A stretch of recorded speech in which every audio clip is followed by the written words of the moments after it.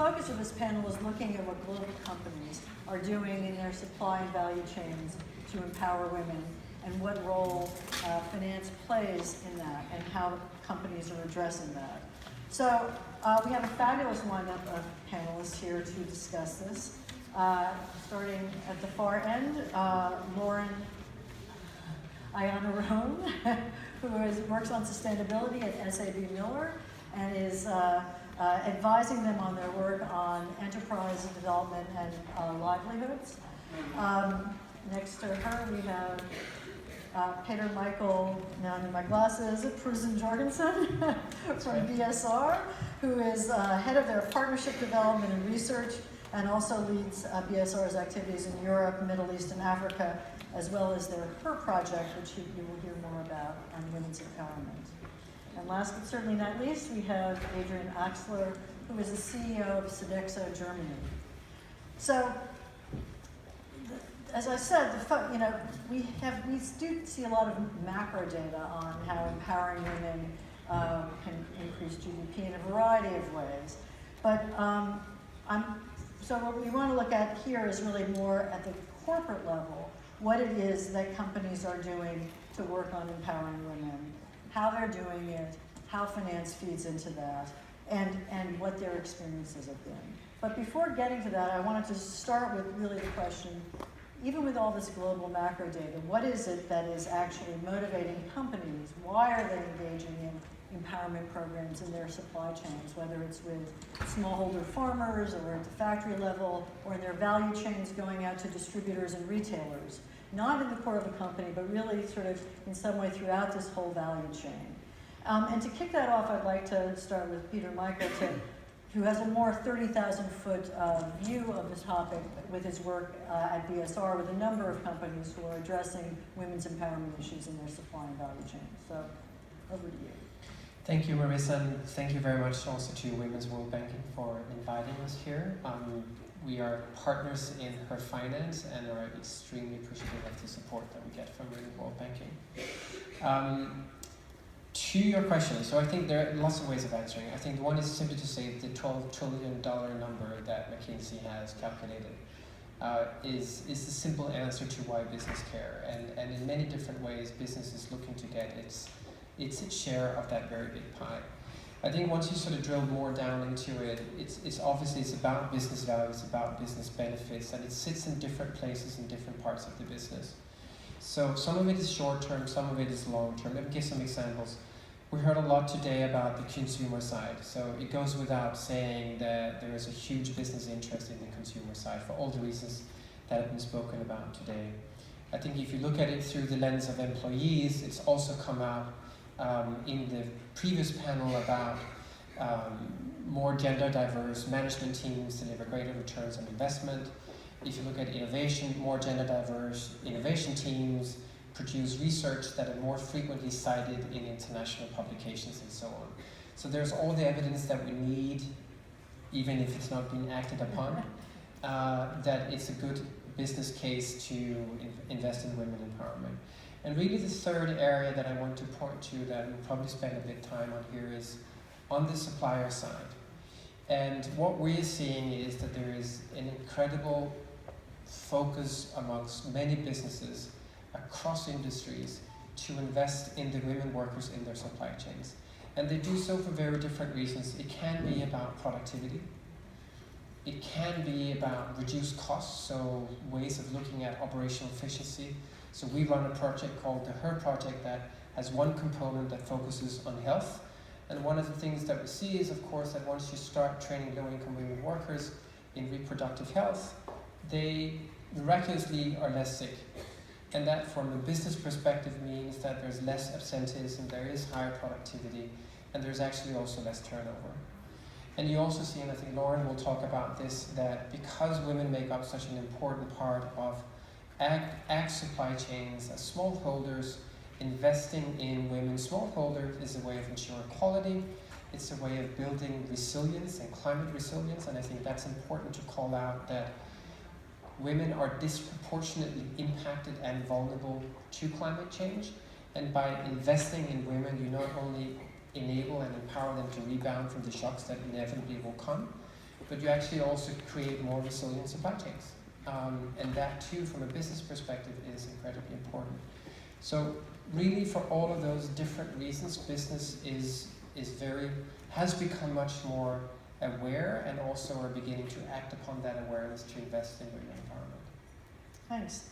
I think since you mentioned Lauren, I will turn to Lauren, although when I think about SABMiller, I think of beer, and I don't think of women necessarily, maybe wrongly, when I think of beer. And so at least on the sort of distributor retail end of the value chain, it seems to me, and it's not an Avon where you have an obvious pool of employees. So I'm curious, sort of specifically for you, what are the drivers for your women's empowerment work? Yeah. Thank you, and thank you again for inviting us to participate in the panel, because as part of our sustainability ambition and just part of our core purpose, putting that gender lens on everything we do is quite important, and I'll talk about that in just a minute. But a little bit about SABMiller, because I'm not quite sure if everyone knows who we are. We are a global beverage company. It's not just about beer. We do bottle Coca-Cola products. And we operate through local companies in 80 countries around the world.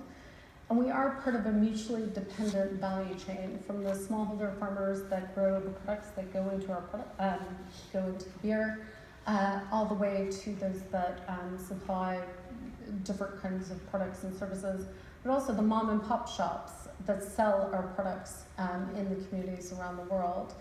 And across that value chain, a lot of those stakeholders are women, the visible and also the invisible part of the value chain.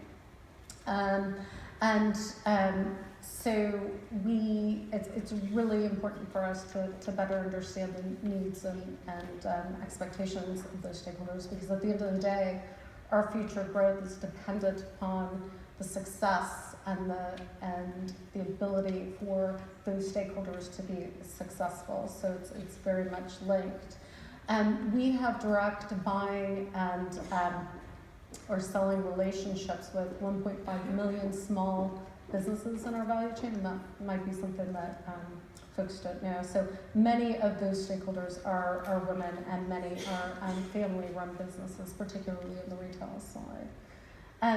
Last year, as a company, we launched our new sustainability strategy, 2020 ambition, and set out 5 key areas where we were going to focus: environment, water, responsible alcohol consumption and moderation, sustainable agriculture, and enterprise and livelihoods. And it's within that context and that ambition that we made a commitment not just to increase female representation at the executive level, but also to address economic empowerment, put that gender lens on the way in which we address sustainable agriculture, on the way in which we address enterprise development, and the way we address responsible consumption. So it is a gender lens we're putting on the operations and the activities of our business. And I have to say, this is very much a work in progress, and that's why it's so great to be here to better understand the ideas, perspectives, and best practices of others. And one of the things that we're doing is working collaboratively with organizations like Care International to look at how we can really understand those nuanced challenges, barriers, but also opportunities within the value chain for women. So for us, there are 4 key drivers for why this is important with the business cases. One is our consumer base. As I think Deborah from Unilever mentioned, this is our emerging and new market for us, and our future growth is dependent on making the beer category attractive to women, not just as consumers, but also as influencers of household purchasing of our products. So really, really key there. Second is the value chain, and I mentioned that we've got lots of women who not just own, but also manage the businesses in our value chain that are involved. The third is our workplace, and we recognize the importance that the more diverse your organization is, the better performing, and we heard about that in the last panel. And also changing societal expectations. Corporate leadership in this area is being redefined by the likes of Unilever, who are really taking a more holistic approach. And also for us, in the alcohol sector, which is sometimes linked to negative impacts on women, like gender-based violence, it's critical for our license to operate to not only better understand, but also address in collaboration with others, really address some of those really tough issues. So that's for us the business case. Well, thanks. Adrienne, I have to get the details, but I know that Sodexo has made a big commitment at the Clinton Global Initiative to spend, I think it was $1 billion with 5,000 small and medium-sized enterprises, of which over 1,500 are going to be women-owned and operated. And that's a big commitment, and I'm interested to hear what you have been doing to sort of move that along, and how you see that, how that's working, particularly with the women-owned owned enterprises, what you're doing to really work on empowerment in that space in connection with that. Okay, thank you for having me, for having invited me here. Perhaps I could just, before going into detail, put it in a little bit more global perspective. Why do we do this? Right, is the question. And I think this is linked to a vision, and I would like to link it with the discussion we just here before, which was about how do we measure the return on investment. Is it only a financial issue, or is it perhaps also a social issue, societal issue, and so on? And I am a very privileged person because I work for a company that has been founded 50 years ago, with a man who had a vision 50 years ago. That was that an organization to be successful has to put its employees, people, in the heart of the organization, and also making them first beneficiaries of the success of an organization, which is a very important statement. That means that you really think social, and you do not measure your success only in terms of financial results. Okay. This means also that you cannot disconnect your company or your organization from the environment, the economical and societal environment. And this is exactly what has led us, or what has put us into this philosophy. Because we started with some gender initiatives already focused 8 or 9 years ago. We have put very pushy objectives that we have been very successful in meeting these objectives. But in parallel, we realized that making it only internal was not an issue. It was not a solution. Okay, that we had to spread it out more widely, and that it was a permanent interaction between internal success and external action. And this is really key. And led us to commit to this supply chain inclusion initiative that touches 5,000 small and medium enterprises, from which 1,500 that are women-owned. And where we really try to support women to meet the challenges that are women's challenges in business. What are these challenges? First of all, somebody said here this emotional link between money and I think women do not have a problem with money, but are not that money attracted. Women do not invest to make money, or to it's very often with a different purpose. We also know that women spend money. When they earn money, they spend money in the community, that they invest in education, in children, nutrition for children, and so on. So it's a virtual circle. Second challenge is that women choose very often low growth and low profit businesses, which doesn't make it easy to finance them. Okay, and a third challenge is I forget the third. doesn't matter. Okay, so we try to support women really to meet these challenges and to be successful in their businesses. And so this was really the reason we decided to work on empowering women financially, economically. Okay. So how do we do this? Very concrete examples. For instance, in Latin America, which is really a country that is rising up, and women need this empowerment. Do you want me to talk about the example now, or we will come back to it later? Yeah, why don't you go ahead, and then we'll have some more examples also from Lauren about. I mean, I would just before going there, I would say that one of the things that I hear from sort of all of you, which I find incredibly heartening, is the fact that you think about gender from sort of throughout the company as a sort of an issue that goes from sort of factory floor, farm to boardroom, and it has a financial aspect, and it also has a sort of a social aspect, which has its own sort of probably externally appealing to customer aspect, but that that it's driven sort of in the core business from a financial base, which is very, very interesting. So I would like to hear some examples. Why don't I go back to Lauren just to have them come back to you for more examples of what you're doing in supply chains. What's one of the more interesting ways in which you're engaging, just in terms of the empowerment programs, and that you think are being effective, and then we can talk about finances. Sure.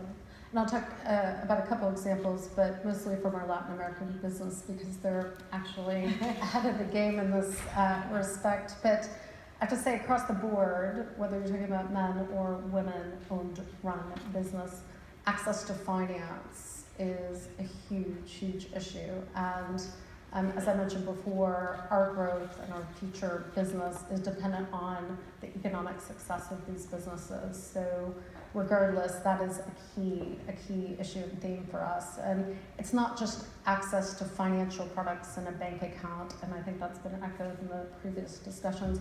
It's about access to economic opportunity, and that means skills, but that also means access to value chains and markets. So big multinationals like SABMiller, Unilever, or others need to think about how do you build capacity and give a package of support to small micro enterprises, whether it's smallholder farmers and co-ops or retailers, so that they can actually be part of the value chains of multinationals. And it is about that empowerment side of things, and the confidence, and as well as just the access to different kinds of products. We talked a bit about savings and payments and credit, but it's also about insurance. And in some of our Latin American businesses, in certainly Peru and Colombia, we've been pilot testing microinsurance products, and huge take-up, not just a general take-up, but actually the take-up among women retailers in particular has been pretty significant. I think we had around 60%. So between loans and are those products that you provide? No. So one of the critical things, and I know we'll get to that, is the issue of partnership. We're not a bank. We're not a mobile operator. That's not our core business. Excuse me. So to execute a lot of these solutions, that requires partnership, and I won't kind of get ahead of the game. But one of the things that I want to also touch on is, so what are we doing? Well, before we get to the solution, we needed to understand what's the scale of the challenge. And in looking at enterprises across our value chain, one of the things we've done over the past few years across Latin America, Europe, and also Tanzania, in Africa, which is our second largest market outside South Africa, is actually conducting a needs assessment to actually ask the retailers and distributors in our value chain, what is it that you want and need, and how does that manifest itself, not just in terms of business, but also the social dimensions, because a lot of times their business is linked to their family and their livelihood, so you can't really separate the two. And we did look at different segments, rural, urban, but we also looked at gender differences. And just to give you a flavor of the different kinds of female retailers we were talking to, you've got the proud retailer. So as well as her family, she's got numerous dependents to take care of parents, siblings. And although her husband's employed, his income isn't enough to support the extended family. She enjoys running the business, and she's proud to help fulfill the needs of the family. Then you have the reluctant retailer. So the woman who is maybe running or owning a business, but that's a last resort, particularly when it comes to selling alcohol, which may or may not, from a culture perspective, resonate.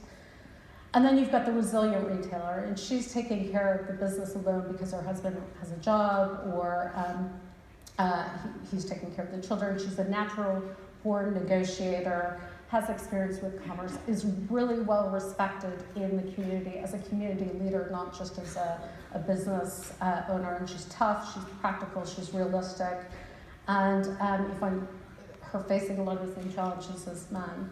So that gives you a flavor for the types of retailers we're going for. So in terms of the solutions, in terms of financial inclusion solutions, we're looking at, we're pilot testing, particularly in Peru, Colombia, El Salvador, you know, not just banking products, but also microinsurance products, and also helping the retailers to actually serve as mini banks, mini bank agents. So that's good, and looking at mobile technology, and it's not easy and it takes a long time, and we're piloting and learning a number of things, but that just gives you a clip. Well, before continuing on finance, and I know that work in the factory setting, the BSR has a lot of experience there. I thought I'd just go back briefly to Adrienne, just to get a better sense of the sort of specific programs that you're doing at Sodexo. Both in the empowerment space and to the extent perhaps there's a financial aspect, we can touch on that too. We first of all we have a target of setting these programs in 40 countries, and we are already doing it in 32, and in 16 of these 32 countries they are really specific programs for empowering women. Okay. I have two examples that I would like to quickly share with you. The first one is a very nice one. It's about beekeepers in Chile. Beekeepers, it's about honey. Okay. We are in the food industry, we are in the service industry, but our core business is food. And so it started with 51 beekeepers having 385 beehives. I didn't know the word before in English, but beehives. Okay. 13 tons of honey, really producing this honey for the mine workers in Chile. And somehow they got in touch with Sodexo, and so we helped them to develop a program. And in a very short period of time, there were 150 families farming 1,500 beehives, producing 45 tons of honey. And so it became a business. It was not only for the families, but it became a business in Chile. And the next step was that we helped them to establish a business plan and to promote or market their honey locally. The very last step was that they built a honey producing association, and they got exporting their honey to Europe. So it's now a community. It's a community, and it has become a real business. And I think there you can talk about return on investment in money, but also the impact from the social.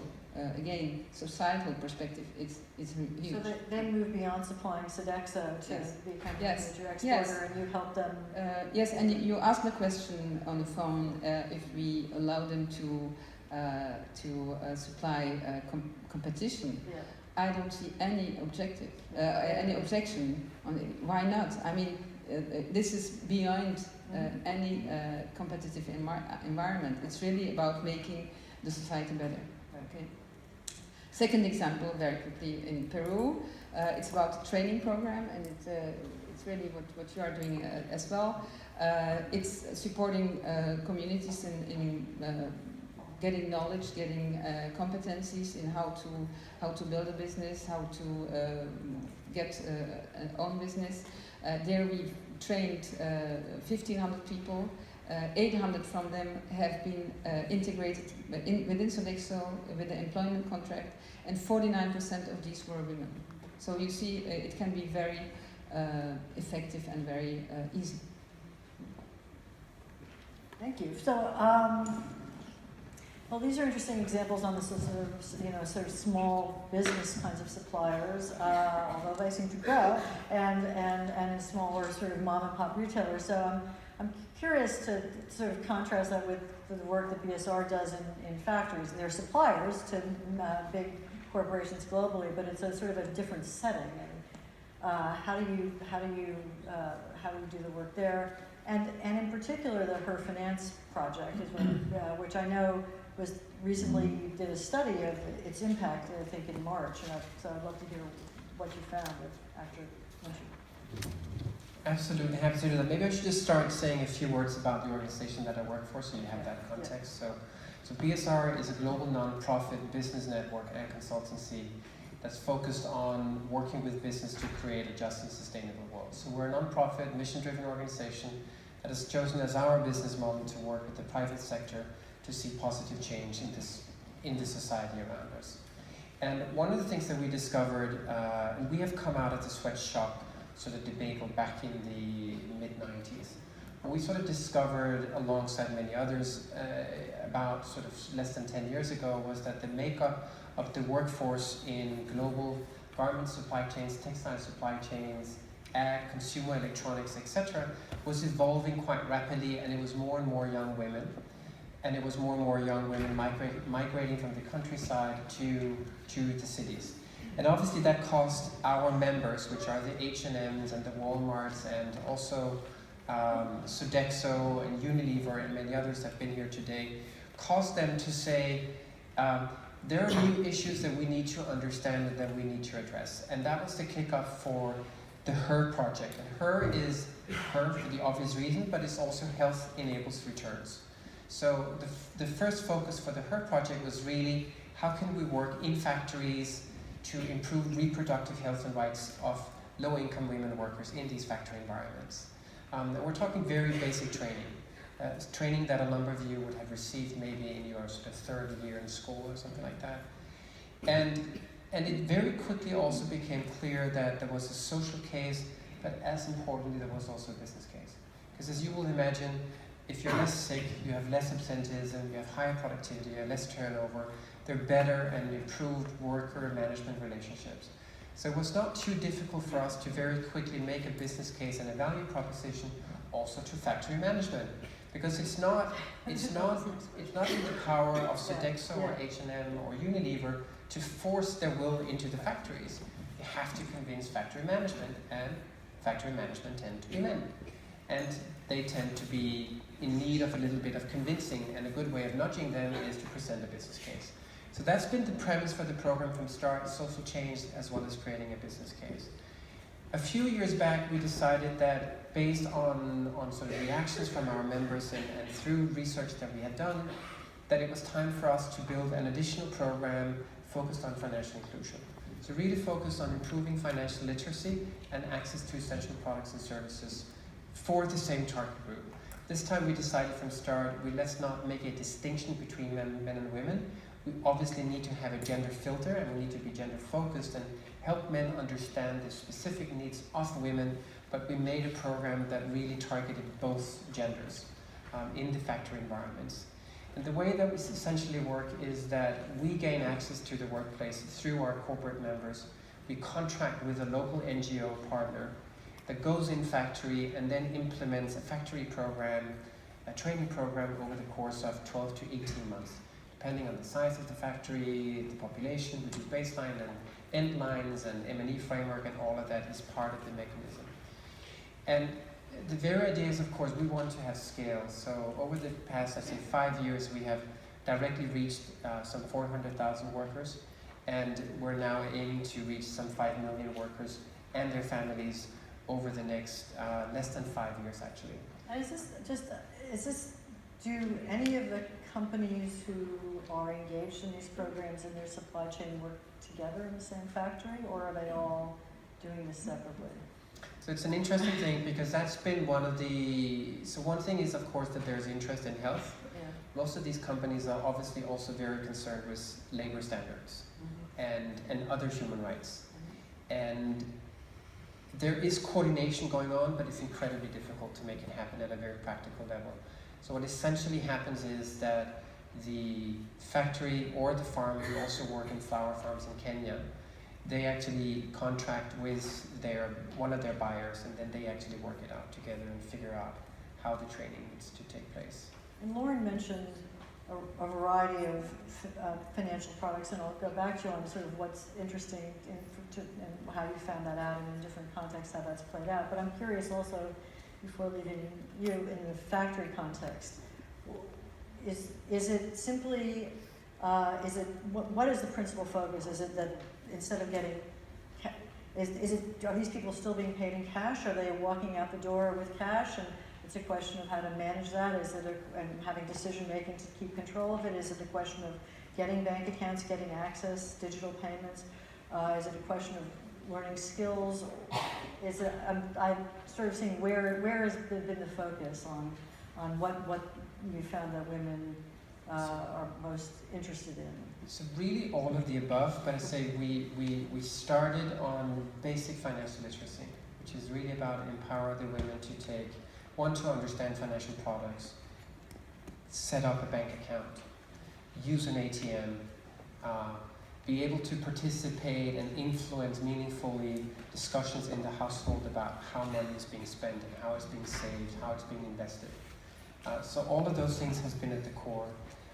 This year we partnered with the Gates Foundation on the wage digitization. So one of the things, and I think that came up also in previous conversations, is that in many of these factories, people are paid in cash. And as was mentioned, factories may close down for a few days just in order to handle the cash. And as we all know, cash has a lot of disadvantages in terms of safety, in terms of who actually controls the cash, in terms of the time spent actually accessing the cash. And if you look at it from the perspective of the supplier, the factory management, having a cash-based payroll is a lot more expensive and time-consuming, and it also carries risk in terms of insurance, in terms of transport of cash. So there's a business benefit actually on both sides, if you want, both on the part of the worker, and there is a business benefit on part of the factory to move towards wage digitization. So we started a project now that is focused on Bangladesh and India and Pakistan to, over the next 3 to 4 years, actually transform a number of factories to make them digitized. And it's really focused on mobile payments as the preferred means of accessing your payroll. And it speaks very much to what I think we've heard here today, that is a first starting point, and then there's a lot of things that we obviously need to follow from that. Okay, Lauren, I think the topic of partners keeps coming up in different ways, whether sort of financial institutions or local groups that you work with, or you could mention Women's Rural Banking as a partner, Gates Foundation, various partners. So I'd be curious, because I also very deeply believe, I'm coordinating this win-win coalition, which is really looking at an ecosystem approach, particularly with corporations and working with many groups on the ground locally, but there's clearly a broader multi-stakeholder models, particularly when you're addressing empowerment and finance and various different issues, health, violence, all these things that come up in these discussions of women's empowerment.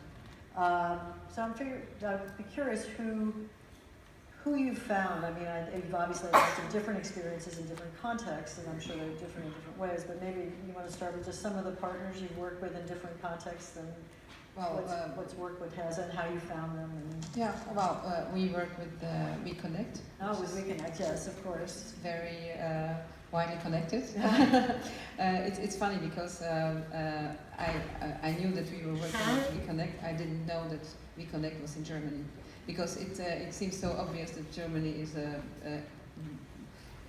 very developed country, but from this perspective, it's not.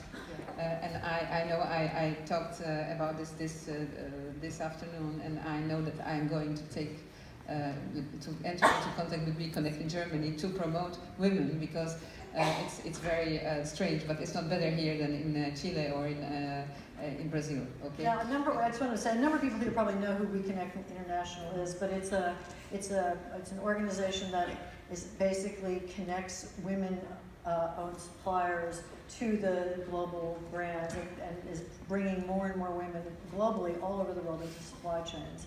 And it also has certification and other things, but it's been very effective at sort of ramping up the visible pool of female supplier businesses. So that's exactly what they help us to do. They help us, first of all, to identify the potential partners or women that need the support. They help us to educate them, so we build programs together with them to empower women. And they also do this certification. For instance, we ask women to certify that they are really owning the business for at least 50%, 51%, and they do this. So, but once again, I was very surprised, that the same needs exist even in very developed countries. Yeah. In the U.S., very much so too. It's a big issue there. I'll go to Lauren. You have... Sure. As I mentioned, collaboration for us is key, and we work with different kinds of organizations to think about this issue in different ways. So with CARE International, we have a global partnership, and they're actually helping us to think about women's economic empowerment in terms of the theory of change, along with enterprise development. So what is the theory of change we want to drive, and how do we actually measure that? So they've been helping us think both from a strategic perspective, but also how do we evolve the way in which we measure and assess our performance in this area. And they've got wealth of experience, but also tools, gender assessment tools that can be applied to value chains. So that's really, really helpful, both at the global level, but also on the ground. In Latin America, through a 4E program, which is our enterprise development program in Latin America. We partnered with the Inter-American Development Bank and an organization called Fundes to develop a skills and leadership development program along with financial inclusion. And is that organization a local nonprofit? It's a regional nonprofit organization. So they've been providing the training and mentoring to a lot of the retailers. And implementing on the ground, and IDB's been a strategic partner. And as part of that 4E program, we're now looking at how we engage other corporates and other sectors to bring them into that program, and also into scale, which we've talked about. And at the local level, it's very much about how do you bring together these different organizations, complementary skills and capabilities from other organizations to deliver solutions in the ground from that ecosystem perspective. So, there are a lot of lessons learned. You need a range of solutions, and you really need to define those different skills and capabilities that you want to bring to the table, both inside and outside the company. One of the things we found internally is that we need cross-functional collaboration between treasury, corporate affairs, and sales and distribution. So it's not just about one function or just corporate affairs or your sustainability people implementing. This has got to be part of and integrated into your core business strategy. And you need to think about if you want true breakthrough innovation, you need to think beyond just your sector. It's not just about the beer sector, it's thinking more broadly. So, and then a common vision, an M&E framework. So we've got lots of different stakeholders coming from different perspectives. To have an effective partnership, you really need to align on that vision and M&E, and have a lot of patience. I'd like to hear a little bit from you also about partnerships, but as you mentioned the M&E framework, I realized that I still would love to hear what the results of the research you did on the effects of the Her Finance project. Was that looking at some sort of evaluation of what had been done to date? And I'm curious because just in general, it's always an interesting question on all of these empowerment programs. And someone, I think on the last panel mentioned this also, that when you talk, what is success? You can count the number of women in a program, that doesn't necessarily tell you much about empowerment. And so how do you then go and figure that out? And particularly when it is often an issue that evolves over time, it is a change occurs over a long time. And so how do you actually try to catch some of that stuff? And are there ways to do that? So why don't we just briefly talk to you and love other people's views on that as well. I think it's a tremendously important point, because I think for many businesses, I won't say all and certainly not most, but for many businesses, indicators of success have very often been outputs.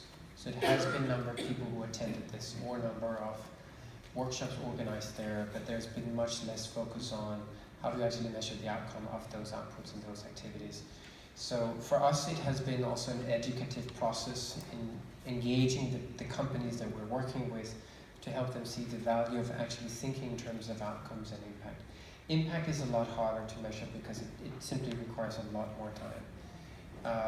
But when it comes to outcomes, so some of the outcomes that we've measured under her finance part has been very much focused on the literacy. So it has been around comfort, engaging in family discussions on budget and spending, having influence over it.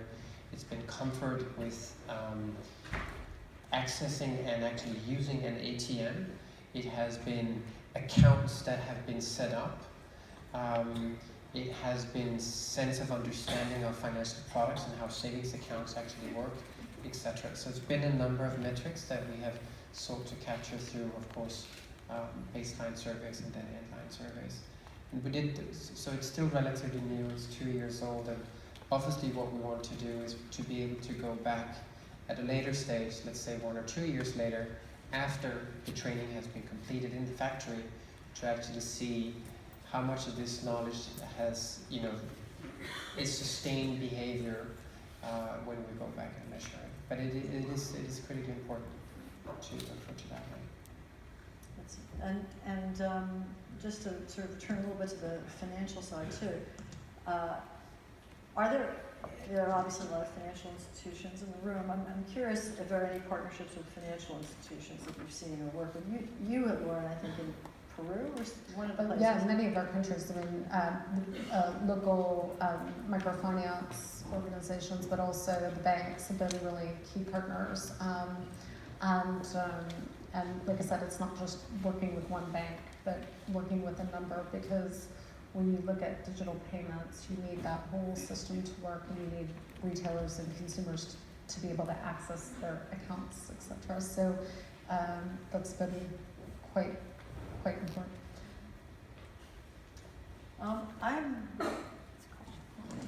Question. Yes, I would like to say it. Yes, I was just about to say that we're happy to open it up to questions. I gather the question app isn't working, but there are mics in the room. So if anyone has any questions, happy to open it up. Yes, over here.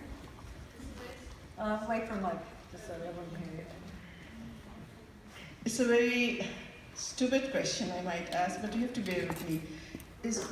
Why would investors or big companies like Coca-Cola or Unilever be really interested in empowering women? Because their job is different from the kind of job that people like us, the microfinance institutions, do on the ground level. Investors, by very definition, would like a return on their investment, and it's very money related. So, I think looking after people's welfare, looking after women's empowerment, these are very different issues. I mean, for development workers or practitioners like us, it comes from a set of background which is very much experience related, very much localized, and it comes to interaction. But people who work in the industry, corporate world, their playing field is different. So where does this concept that we have to empower women as a social objective come? I would be very interested to know that, because are we playing golf in a hockey field?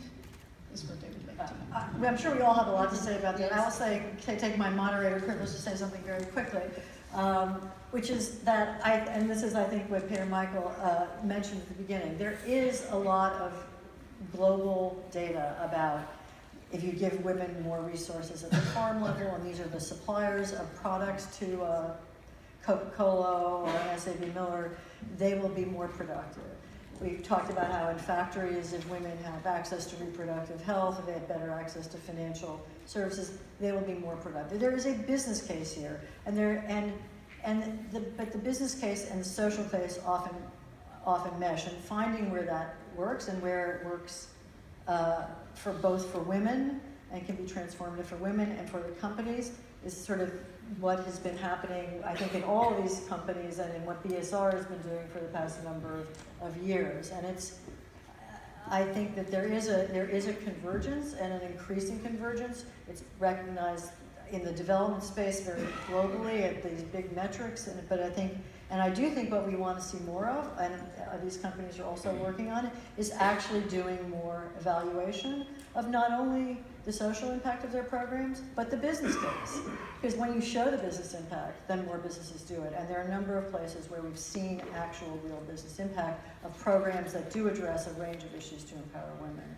And in the supply chain, whether addressing, health, finance, violence, all these things sort of in a way that makes sense. So, all right, that's my little speech for the panel, and I'll let anyone else add anything.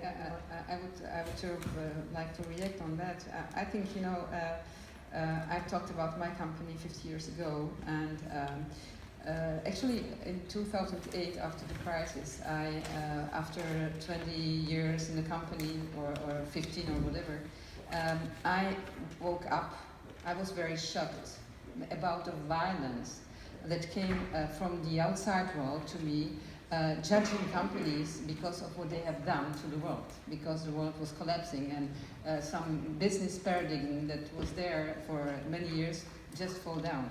And I was asking myself, what happened? What happened here? Because I'm working for a good company that really is there to improve the quality of life and doing things really in the interest of the society and not only of some people who have put money into the company. And I think this impression, what happened then, has split the world in many pieces. I think there are still bad businesses or businesses that do not have a philosophy of thinking in a broader perspective than only their interest. There are the banks. Banks is a different world. I think really we cannot talk about the business world and including the banks. I think banks is something special. And then you have good companies. Most of them are in the audience. We have a lot of banks in the audience. Of course, they are driving the business until now, so it's important to know they are there. But I think there are a lot of companies today that have taken the consciousness that we have to change the paradigm. That if we do not think in a more broader way, if we do not include every part of society in how we do business, we are just going to crash. Of course, it will take time. We talked about long-term strategy. I hope it will happen in time. But I'm one of these people who really walk the talk, and I try to do this every day. And I think this is the way we will change the world. I would just echo that, and I think for the good companies, in terms of those that have this philosophy that this is part of doing well and doing good financially and socially, at the end of the day, it's about future-proofing your business, and not to forget the consumer and customer of the business, which is critical. If you're not appealing, if women aren't buying our products, if they don't like our products, we're out of business in 20, 30 years. It's not a choice anymore. I'm going to just include the consumer, because I think the consumers are sometimes a little bit hypocrites, because they would like us to be good companies, but they don't buy our products. So the consumer has an increasingly important role and voice in what will happen in the future. So I have a question over here with Mike. Yeah. Hi, Adam Mooney from Good Shepherd Microfinance in Australia. Thank you so much for your corporate leadership through supply chain commitments in mainly in Latin America. Both your affiliated companies in Australia, Sodexo and also Coca-Cola, are doing wonderful things, especially for relating to Aboriginal inclusion. Not so much in terms of the financial inclusion of women, but we've been asked, Good Shepherd Microfinance has been asked by the Australian government to conceive and to convene a national financial inclusion action plan program with, say, 30 of the most iconic Australian organisations to connect, to collaborate, to actually turn good intentions into action that works relating to financial inclusion. So I'll be going back and sharing some of these stories with that group. We're launching it in March next year. There's a multi-million-dollar investment the Australian government's made. My main question is to both Adrienne and to Lauren. You have, I suppose, by circumstance but also by good design, chosen those particular actions in Latin America and elsewhere without, using your own advice. How willing do you think your organisations would be to be part of a collaborative approach where, say, the top 10 or 20 leading organisations that are part of an ecosystem, including energy companies, insurance companies, banks, pension funds, telcos and others, to work together on something like this rather than being opportunistic, not opportunistic, but being selective in cherry-picking the things that suit you?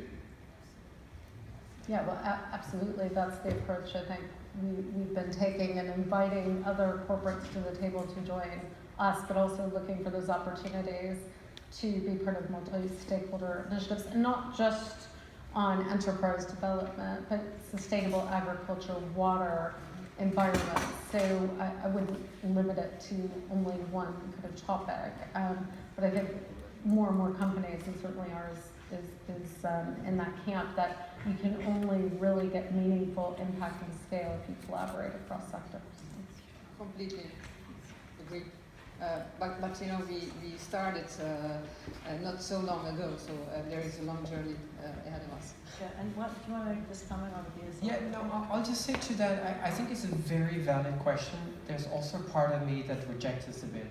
I think we need as much innovation as we can have. And I think a very strong push for collaborating with everyone and have one focus, we risk getting onto the wrong trajectory, or we risk having the wrong paradigm, and then we end up a place where we don't want to be. So I think we should collaborate, but I think we also should leave room for innovation and entrepreneurship and new ideas and new ways of working. I think we're very well served by that, also in the social space. Well, That's one of the main reasons we collaborate with small and medium enterprises, because they are much more creative and innovative than we do. I hope to take a final question, but we only have like a minute and a half now. So I just wanted to give each of you a minute to any comments on what you'd like to see happen, where you think things are going, and how to be most effective in the work you're doing. For us, I mean, there are a couple of things, but one is, how do we effectively engage men in this campaign? And it's not something we've talked a lot about today, but we say, particularly we're a male-dominated sector, we don't want to leave them behind because they can be they're critical. And how can we actually facilitate more cross-sector collaboration? And how can we actually get a more nuanced approach to the wants and needs of women entrepreneurs? Because I think organizations make a lot of assumptions, they roll out programs without actually understanding those different segmentations. So those are some of the things that we're interested in. Yeah. I guess, well, there's a lot one could wish for. Yeah. And I think if there's one thing that I'd like to see is also actually that investors, to a much greater extent, consider gender in their investment philosophies. I think in many ways, and and I think in many ways that I think they're at risk of fiduciary duty violation by not much more actively considering what's the gender approach of the companies in which they invest. And I think to the point about future-proofing business, I think companies that don't do that, they are obviously at risk, and it may be in a 5 or 10 or 15 years horizon, I don't know. So for investors to actually take this a lot more seriously, I think is really important. I agree, and I have 3 kids. I think they are thinking very differently. They are already living the change I feel is coming. And I'm very confident because I think the young generation really will shift the paradigm. Well, thank you very much, all of you. It's been great to have you, get to know all the great work you're doing as a moderator. So thanks so much for being here.